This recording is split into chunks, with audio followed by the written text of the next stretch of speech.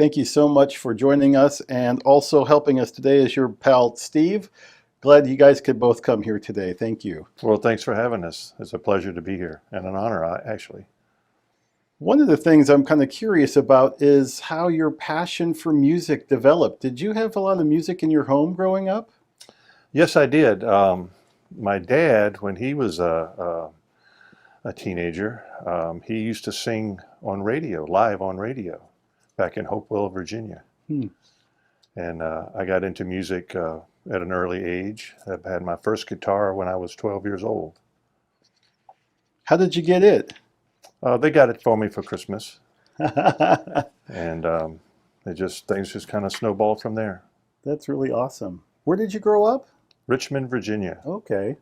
Were there music stores? I'm just kind of curious when you were growing up in the neighborhood. Oh yes, yes. Music stores, a lot of places that taught guitar lessons and things like that. You don't see too much of that anymore, So as far as the teaching part of it goes. yeah. What was your first guitar? It was a Sears Silver Tone guitar. Sears and Roebuck.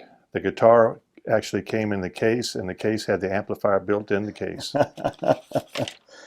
Ah, I remember that well. Yes, you can. Some of the guitar shows from now on, you'll see one. Somebody will have one, and it's brings back a lot of memories every time I see one like that. That's really, really special. And so did you form groups and play as a kid? Yes, I did. In fact, when I was 15 years old, I was in a group called the Persuasions on the East Coast. We played up and down the East Coast there a little bit, and one summer at 15 years old, we had a contract to play at 2 clubs in Virginia Beach, Virginia, 6 nights a week. So, I mean, what a summer. We spent 6 nights a week, 100 miles away from our home, Wow. unchaperoned. It was wonderful. We had a customized bus. We were being groomed to open up for groups like Chicago and Iron Butterfly back in the 70s when they were coming out into to be noticed. And our manager worked for the federal government, and he had 2 sons in the group, which was the drummer and the bass player. And he got transferred to California, and it broke the group up. That's really interesting. What guitar were you playing in the Persuasion? I played a Gretsch Nashville guitar. And any particular favorite memories of touring or any particular gigs come to mind? Oh yeah. Well, like I said, the playing down at the beach the 6 nights a week. Back then on the East Coast, they had 3-2 beer, so you could get in at 18 years old. So to work at a bar or anything like that, you had to be at least 18 years old. So here I am at 15 in a place where I really shouldn't be, and you know the girls like guitar players, so I get to date girls that are 18 and older the whole summer. It was wonderful. That is awesome. And what kind of tunes were you guys playing? We would play. We were a very good group. We played at a different variety of music. We played for adults. We played for high school events, private parties. Back then, they used to have a lot of groups for single adults. They were called like the Druids and so on and so forth, where once a month they'd get together and have a dance where they get to meet other singles and things like that. So we played a little bit of not so much country, but just music that adults would like rather than hard rock and roll. And we also played the psychedelic stuff. That's what they called it back then. Very cool. How fun. So how did you see your career progress? Well, after the band broke up, I ended up getting, finding my sweetheart and getting married and having children, and got away from playing music altogether. And then I got back with the singer of the group, and for a year or two we played just a twosome in like coffee shops and things like that. And then that kind of petered out and just got out of music altogether for about, I don't know, 30 or 40 years. Hmm. And then I got the bug again, and I bought another guitar, started playing again. But this time I was more on the acoustic side and learned how to finger pick and do some of that stuff, and got in a three-piece group with myself playing guitar, a bass player, and a conga player. And we would take songs like Pink Floyd and other cover songs, and we would rearrange. I would rearrange them to the instruments that we had, especially the congas. The guy that played congas for us had played congas all over the world, through South America and all this stuff. And people would come to see us play because we were doing some Pink Floyd numbers using congas instead of drums, and made a pretty interesting sound. I bet. That's cool. Very neat. What sort of places did you guys play? Just coffee shops, things like that, just small little venues. Neat. And what was the group? Absent Minds. We Yeah. were all old and forgetful. I like that. That's fun. I'm kind of curious, what, if you don't mind saying, what did you do for those 30 years when you were away from music? Did you have a whole nother career? Oh yes, I was a land surveyor, and part of the time I was a carpenter. I worked with wood all my life, and I still do, other than the guitars. Um, Wood and stuff like that has always been something I really enjoy, especially exotic woods. Very neat. Well, at some point we're going to talk about that, so we might as well talk about it now. Exotic woods, what do you mean by that? And tell me a little bit about that process for you. Well, you go to a guitar shop and you'll see a guitar, and it may have a maple neck and a maple fingerboard, which is just a plain piece of wood with a little bit of grain in it. I like stuff like flame maple or bird's eye maple, where it has character to it. It speaks to you. It draws you in. It's almost like art. To me, that it makes for a better looking guitar.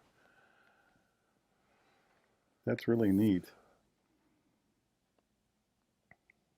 So, where were we? Absent Minds. Did you guys record or? No, no, no, sir. We just played for the public. Nice, fun. And what were you playing then? I was playing acoustic guitars, Taylor. Oh, cool. Very neat. Yeah, some of those have such great, beautiful tones, don't they? Yes, they do. I think they're a great guitar for the money. That's neat. So when did luthiery come into your life? Well, I was at a road show one time for one of the major manufacturers, and listening to what the guys up on stage had to say, and they had some guitars up on stage, and they had this one particular guitar that I liked. It was a Cherry Burst with a plain maple neck and a plain maple fingerboard. And I asked the guy up on stage, I already knew what that guitar sold for in I can't think of the name, guitars, like a Guitar Center place. I knew it is sold for there. So I asked him, I said, how much would that guitar cost if I wanted a nice piece of bird's eye maple for the fingerboard and the neck? And he goes, well, you'd have to put a order in through our custom shop, and it would take several months to get it. I said, okay, well, how much would something like that cost? And he gave me a price. Well, the price was twice as much as the guitar cost that was sitting up on stage. And I'm thinking, it's going to cost twice as much, and you're going to spend $10 or $15 more for the piece of wood for the neck? I'm not getting any better electronics or anything else to go with it. And I thought to myself, well, I could probably put out a better product for that kind of money. And that's what I strive to do, and that's what I am doing, and that's how I got started. That's amazing. Well, I think it's important to say, as you mentioned earlier, you're a carpenter, so you weren't unfamiliar with the process of turning wood into something else. But was there a learning curve for you? Oh yes, in fact, I'm still learning. I've been lucky enough to have been able to talk to people that were willing to share certain secrets with me and things like that to help along the way to make not so difficult to get where I've gotten with the quality that I put out. Very interesting. So what does the term luthier mean to you? Just, just a master at what they do. So like a master carpenter or a master painter or, whatever. Someone's at the top of their field. Well said. That's so true. And what's really cool is now you're bringing to life a piece of wood that allows somebody else to make music. That has got to be really cool. Yes, it is. And believe it or not, one of the biggest thrills that I get is having someone that not necessarily they have to be a professional, but somebody that knows instruments, knows the sound of instruments, and to see the look on their face when they take one of my instruments and play it for the first time. I don't care who they are or how special they are, the look and the reaction is always the same. Hmm. They are just blown away. Very cool. So what was the first one that you made? And how did that come about?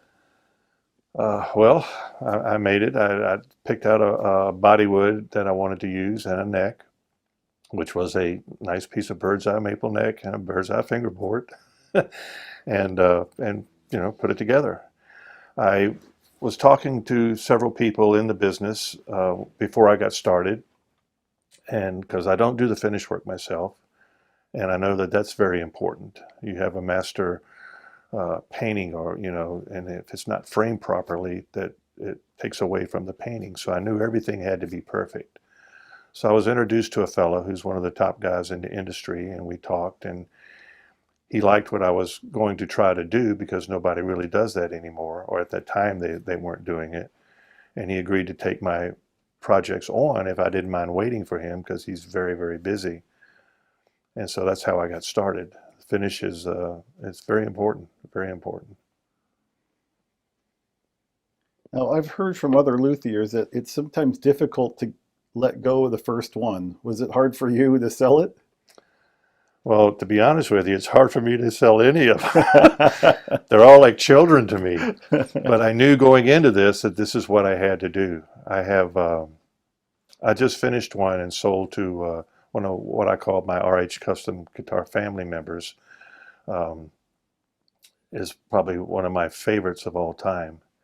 But I had to sell it because I knew that's what I'm in this to do. So yeah, it tugs at my heart every time, but like I said, it's what I'm doing. I wonder if you'd be kind enough to help us understand what the process of building a guitar is. I know it starts with the wood, and I wonder if you could kind of talk us through how you get your wood and what you do with it, if you don't mind. Not at all. Believe it or not, sometimes I have dreams of guitars, and when I do, um, as soon as I wake up, I will go to my office and I will jot this what I saw in this dream out, and then immediately I'll go on the internet and start looking at different types of woods to find something close to what I saw in my dream, and that's worked very well for me. I have a little bit of an art background, so that kind of helps a little bit. I had one fellow approach me one time. He wanted a particular Telecaster made for him. He went to one of the Telecaster style, should I say. He went to one of the build companies and to have them build one for him, and they kept putting him off. So he heard about me and he approached me and he told me kind of what he wanted. And I said, all right, let me think about it a little bit. And sure enough, was it that night or the next night, thinking about it, I had a dream of this guitar. So I got up, I drew it out on paper, colored pencils, the whole 9 yards, the best I could to duplicate it. And I invited him over to take a look at it to see if he was happy with it. And he loved it. So then we went through the process of picking out the types of wood and so on and so forth to portray what I had drawn. And he's just tickled to death with it. In fact, he's one of my 2 collectors that buy from me, and he's got, I think, 3 of my guitars now. Wow, that's really neat. Is distribution an issue? Only in the fact that, how do I put this? I'm not that very well known yet. My name is starting to get out there. I don't have trouble getting guitars out once they're sold. It's just getting enough people to buy from me or commission me to build them a guitar. when I go to shows and things like that, I have several guitars that I have made just so people can see the quality and what I do. And most of the stuff that I make and sell, a lot of people don't see because I'm commissioned. So someone comes to me and says, hey, I want this type of guitar. We get together, we figure out the woods, how he wants it finished. I build it, turn it over to him, and that's it. Nobody ever sees it except for once he has it. Very interesting. I love the concept of the custom guitar in that there's a process of understanding what the customer really wants. It's not just, okay, I want something that looks like that, right? There's a process of understanding how they're going to play and what they're going to play. Yes. The thing about custom guitars, that is a very overused word. And I say that because I consider my guitars custom because I make only one of each kind. I don't duplicate anything. Down to picking out the types of wood, how it's put together, that makes it more of a custom. Some of the other builders, they call it a custom guitar, but no, there's probably 100 or 200 more just like it. It might be a little different color, but it's the same identical guitar. And with me, you don't get that. Nobody can duplicate what I do. For one of the main reasons is because of the exotic woods I use for the top. It's impossible to duplicate them. Hmm. So how are you getting your name out there, and how are people able to access your guitars? Well, I have a website, rhcustomguitars.com, and also I go to various guitar shows and word of mouth, and that's pretty much it. I do have a Instagram now also, which is RH Custom Guitars, and that's pretty much it. It's a very, very hard industry to break into, especially with all the big names that have, dominated it for so many years. Very cool. Yeah, appreciate you sharing. It'd be fun to collect a couple of stories that you have assembled over the years of building guitars, either for specific people or just projects that have been meaningful to you. Okay, I've got a good story for you. The fellow that wanted the Tele style guitar built, I was building another guitar similar to that, which was red also, and I invited him over to take a look at it. So when he came over to look at the guitar, I put the other guitar down there that wasn't his for him to look at. And he comes in and he's looking at it, and I could tell he had question in his mind, because it didn't seem like the guitar that he saw that I had drawn out on paper for him. And but he didn't really want to let on that he wasn't happy with it, and he's kind of like, well, is this, he's thinking to himself, is this really mine or whatever? So finally we told him that we were joking with him, and we brought out the real guitar, and he was really happy. And it was fun. My wife and I, we videoed it, and it caught it on video, and it was a funny joke to play on him. He only appreciated that after the fact, I'm guessing. Oh yeah. You could tell him he was a completely different person when he saw the real one. But it was funny how he was trying to kind of be tight-lipped about how he really wasn't happy with what he was seeing compared to what he'd seen in the drawing that I made for him. Mm. That's awesome. Very cool. Well, I'd love to talk a little bit specifically about the process and some of the things that you're adding to your instruments. And maybe a good way to do that is to have you hold each of them. And I know you brought some show and tell for us, which we appreciate. Maybe we Sure. can just talk about it. Is that cool? Sure. I name all my guitars because they're all an individual, and to me they're all a different person. And this particular guitar, I was having trouble coming up with a name. So on Facebook, I challenged everybody to come up with a name to help me, and nobody could. So a friend of mine's wife said, name it Voldemort, that which cannot be named, from the Harry Potter movies. So that's what I did. This one is called Voldemort. Now this is a 5A quality flame maple top. Now 5A is supposed to be like the top grade that you can get. And I don't know if you can see on the camera, but this is book matched perfectly. Now what I mean by perfect hook match is, you see this line through here? It's almost perfect. Well, it is perfect. And there's a little V right here that I don't know if the camera will pick it up. That is perfect. Comes up and down. It's perfect. It's almost like it's painted instead of the actual grain of the wood coming together. Another thing that I consider makes it custom, my pickup rings and my panels on the back are wood to match something on the guitar. All the other manufacturers, they're plastic. You're spending what they call a custom guitar $5,000 to $8,000 to $9,000, and you're getting plastic. My nuts are bone.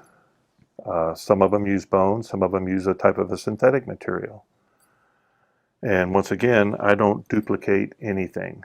So that's another thing that makes it custom. I think I already mentioned, you know, we call them custom guitars, but there's 100 or 200 more just like it. They're painted different, but same guitar.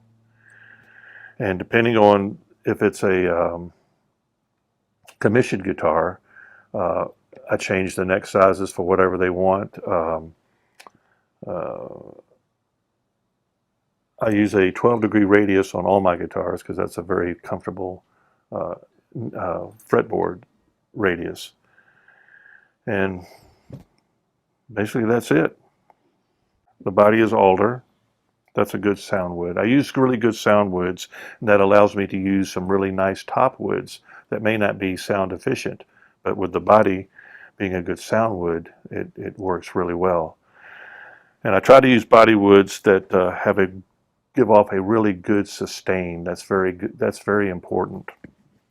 Just like this guitar here. If you hold it by the nut like this and hold it up and take the G string and plug it and listen, it's still going.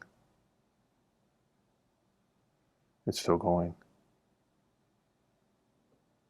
There. That's very important, especially to high-end guitarists and the sound that they want. So, for those who are not electric guitar players, I wonder if you could help us understand the fact that many electric guitars in general look the same. They have the same sort of major components. So what is it that you can do that helps with improving the sound? Just by the types of wood that I use in the bodies. I use alder, I use sapele, which is a variance of the mahogany family.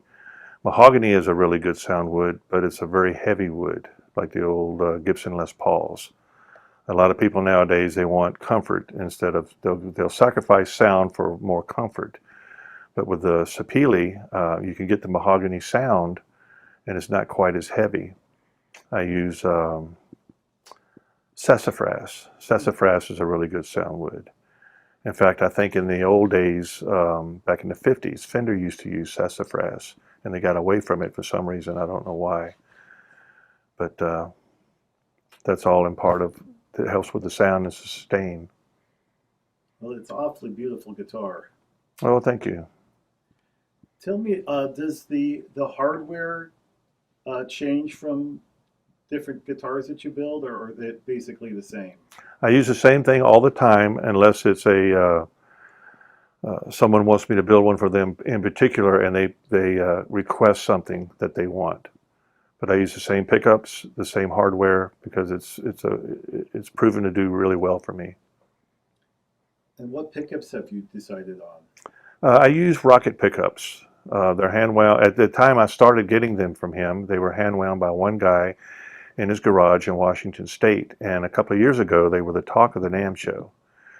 I think now he lives in Atlanta. I think he moved to Atlanta, and you can get his pickups a little more easier now. But he tweaks mine just a little bit for the RH custom sound. So you can buy the Rocket pickups and put them in your guitar, but they may not sound exactly the same, simply because of my body woods and so on and so forth. Gotcha. Very interesting. Is there anything else you want to add about that one before we switch to another guitar? No, that pretty much covers it all. Okay. Oh, I will say that the fretboard is a I believe it's yes, Brazilian ebony. I use different fretboards on everything too. A lot of builders, they use the same fretboard for every guitar, for every model. I like to change everything. Very cool. If you could lower that guitar just a little bit so we could see the headstock a little bit more, can you talk about your logo? Um, yeah, this is how I number my guitars. The number of the guitar is on the logo.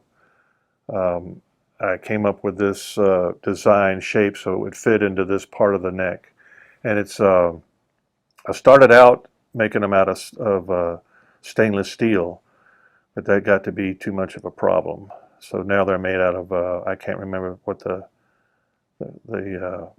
the name of the aluminum is, but it's a very, very good aluminum that they're stamped out of, and it's something different. It's not a sticker that's got finish over it like some of the people use, and stuff like that. It's something different. I've gotten a lot of positive feedback on this type of a name tag because it's different. I like it. It's a personal stamp kind of thing to me, especially the way it sits right there in that little corner. I think Yes, that's awesome. yes, that's what I was going for. I think it's a little bit hard to be unique when it comes to the electric guitar, right? At 50, 60, 70 years after Leo started. Well, exactly. I mean, it's only so much you can do, without copying something exactly. So you have to be really careful and add little things here and little things there. And I built I met Mark Kendall, the lead guitar player for Great White, in a pool hall years ago. And this is back when I was just getting started. And so I asked him, I told him what I did and so on and so forth. And I said, hey, you're an old time rocker. I said, if you have the time and wouldn't mind, I'd like for you to try a couple of my guitars and tell me what you think I might could do to make them better. Since you're an old time rock and roll, I'd appreciate it. And he was very nice, very welcoming and warm. And he said, I'd be happy to do that. So when they're still touring, by the way, probably 300 days out of the year. So this was 7 or 8 years ago. And we got together one day. I came over to his house and I brought a couple of guitars with me, which we videoed and is on my website. And he checked them out. And when he was done, he said, these are probably some of the best guitars I've ever played. And he says, I want one for tour. So we got together, went through the process of picking out the wood, so on and so forth, and I built him his guitar. And when I got him his guitar, it was like a child at Christmas time.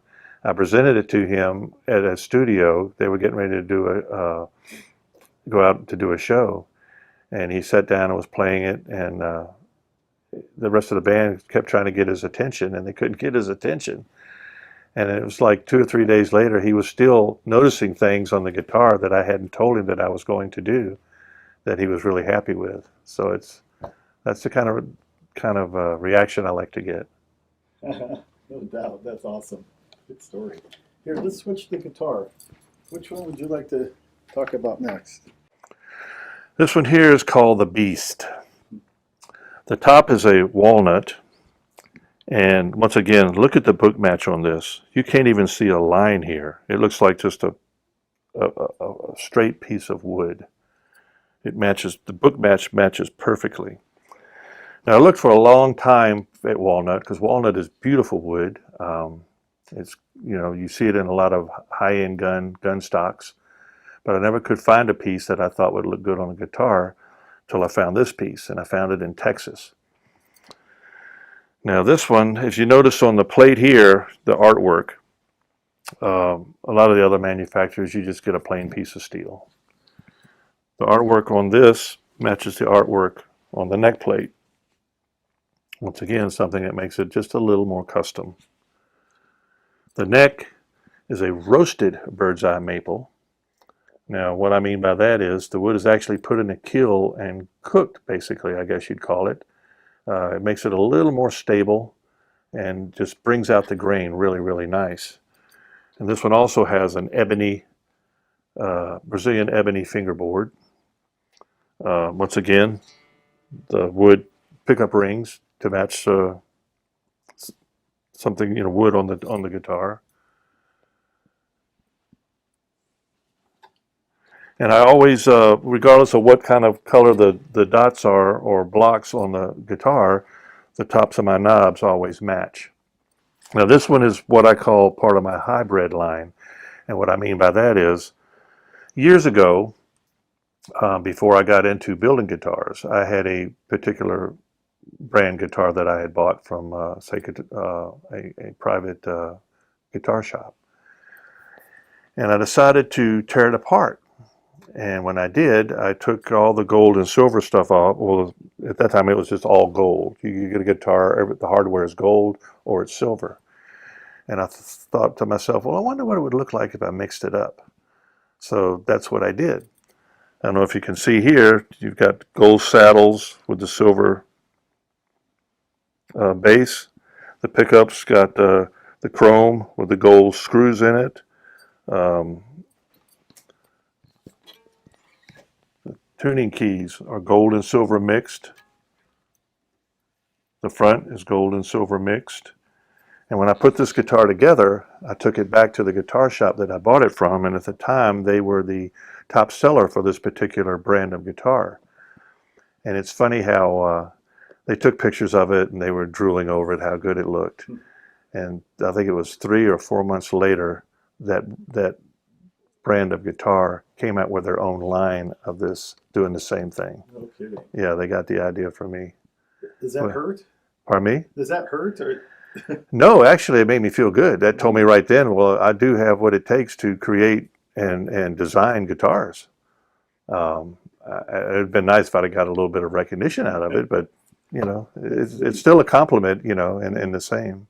Good attitude. I really am amazed by the detail. The attention to detail here is pretty phenomenal. Well, that's important. Like I say, when you put the word custom to something, that's what it needs to be. Like I said earlier, sometimes that's used a little too loosely. Well said. Can we look at another guitar? Certainly. This is fun. Okay, this beauty is one of my favorites. Of course, they're all my favorites, but this one, a lot of work went into this. This one's called The Dark Side of the Moon. This top is a wood called Zirconi. It's from the Congo in Africa. And I don't know if you can see it, but it's got a lot of really dark grain. It's an oily type of wood. Just beautiful. And once again, look at the book match. It is perfect. It comes right down to a point. Just perfect. Now this is in my hybrid line also, where the gold and silver hardware is mixed up. And I did something on this one that I don't think anybody does anymore, and that is the binding. The binding is done how it was done in the old days, where the slot is cut out. This piece of wood here, this is a flame maple, which is nothing else on the guitar is a flame maple except for the pickup rings. This wood is steamed and bent and glued into place. This takes probably, well, it takes me probably 2 to 3 days to do a guitar like this. Nowadays, everybody has what's called a natural binding, where if you have like a, say, a flame maple top, and you have the binding on here, all they do is they stop the stain right here, so the natural maple shows. But when the top wood and the binding is 2 separate things, you have to do it the old-fashioned way. And hardly anybody does that anymore. That's another thing that makes this guitar a custom. The neck on this is a 5/8 quality flame maple. Look at the grain on that. I mean, it's just beautiful. And the neck is a pale moon ebony. A lot of guitar makers use ebony, but it's a plain sheet of black wood. I like to find something with figure in it like this so it stands apart. And you can't duplicate this. Just a beautiful guitar. And once again, my pickup rings, my plates on the back are something to match the top of the guitar. Wood instead of plastic.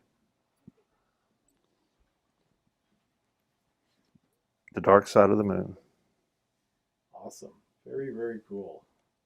There's things about that guitar that you couldn't duplicate if you even wanted to.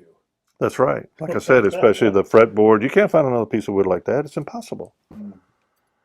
The grain in the Zirconi, I've made a couple of guitars with the Zirconi. The grain has always been way different. but still, that's just a very, very beautiful wood.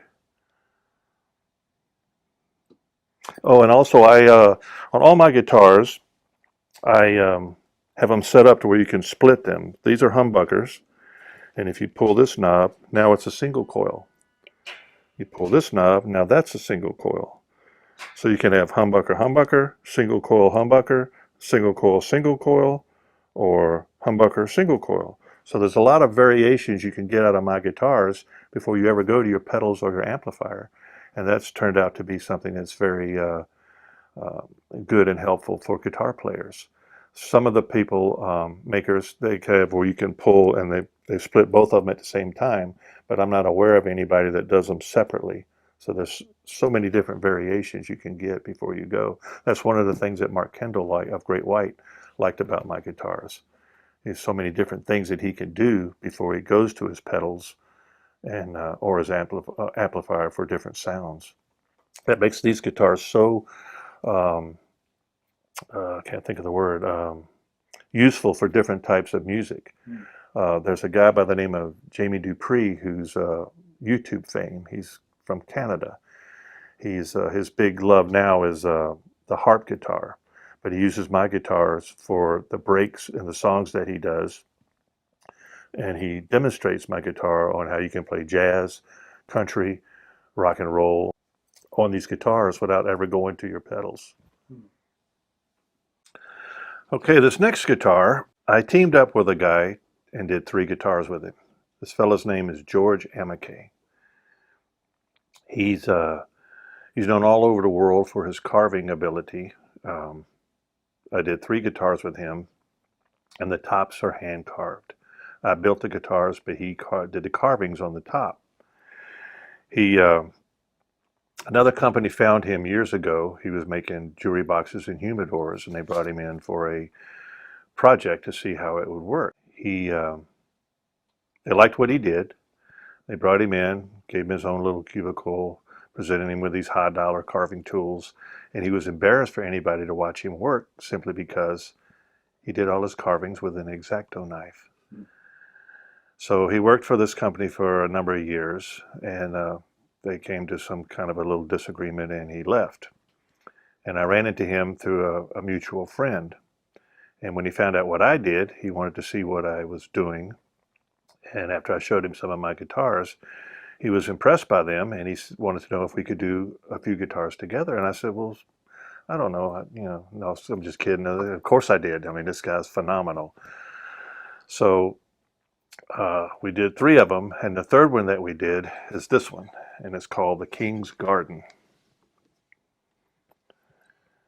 Now the top of this guitar is hand carved with an X-Acto knife, and then gold and silver leafed over the carving. Some of the people that he's done carvings for through the years is Ernie Isley, Bob Dylan, who's the guy for Cream? Eric Clapton. It's just a whole slew of them. And one day when all those guys are gone and the collectors swoop up their guitars, they're going to be looking for more of George Amiche's work. And that's when I'll be waiting for them.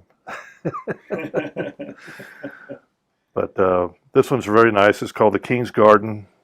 See the lion, the king, and then all the floral work on the top of the guitar. This is just a beautiful guitar. And along with my guitars, they're all beautiful, but they also play, feel, and sound as good as they look. And everybody that owns one will testify to that. We have a nice piece of bird's eye maple neck, Indian rosewood fingerboard. But the real beauty to this guitar, like I said, is the carvings by George Amiche. Stunning. Now, for non-guitarists, do carvings like that alter the sound of the guitar? No, it's strictly for visual beauty. Does nothing to the sound, doesn't help or deter from the sound. I've used good sound body wood for the sound, and that's what does it. And I noticed that some of your guitars have 2 pickups And this one has three. Is there a particular reason you chose to add a third one? These are just single coils. You don't have the versatility with these that you do in my others. And it's just for some reason we just went with this for this particular guitar.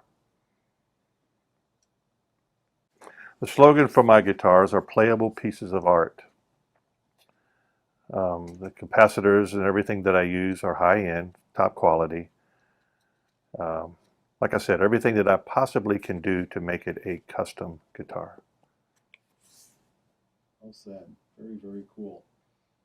So you got into it building guitars. Was there something, a byproduct or friendships, relationships, or something that came out that you didn't expect would happen? Yes, the people that I've met, especially some of the people that are, well known in the industry, um, how warm some of them are, how friendly they've been. Let's take Doug Doppler for one thing.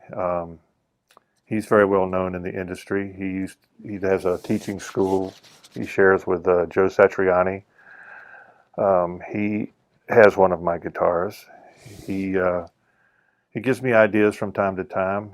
He shows up at some of the shows that I'm at and helps me demonstrate my guitars. Um, he's he's been very good to me as far as encouragement and things like that. The sound of my guitars. He has his own show called Doppler's Gear Garage on Saturday mornings. I suggest people check it out. He covers everything from the different types of guitars to pedals to microphones, anything that has to do with the music industry for sound and playability and things like that. Awesome. Very cool. This is great, you guys. Is there anything else you want to make sure we add? Um, well, only if you're looking for something special, look me up. I guarantee I'll get you something that nobody else has.